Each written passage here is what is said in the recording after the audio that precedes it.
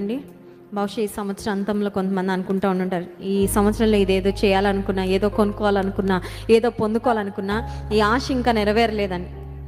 ఈ సమయంలో ఒక ప్రశ్న అడుగుతున్నా, నీ ఆశలు దేని కొరకు? Are you running after physical possessions and earthly blessings? భౌతికపరమైన వస్తువుల కొరకు, పదార్థాల కొరకు, ఆశీర్వాదాల కొరకు పరుగులు పెడుతున్నావా?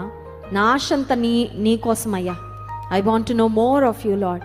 నేను ఇంకెక్కువగా తెలుసుకోవాలనుకుంటున్నా, నీకు ఇంకా దగ్గరగా బ్రతకాలనుకుంటున్నా, నిన్ను ఇంకా సేవించాలని, నిన్ను ఇంకా ఆరాధించాలని, నేను ఇంకా సంతోషపెట్టాలని కోరుకున్నా అనే ఆశ నీకుందా? ఒకవేళ అలాంటి ఆశ నీకుంటే నీ ఆశ తప్పకుండా దేవుడు నెరవేరుస్తాడు. హల్లెలూయా. దేవుని కృపను పొందుకున్న మనము ఆయన కృపను గురించి ఎంత వివరించినా తక్కువేనండి. ఎందుకంటే ఆయన కృప చాలా గొప్పది. ఆయన కృపను అనుదినము మనకు అనుగ్రహిస్తున్నాడు దేవుడు.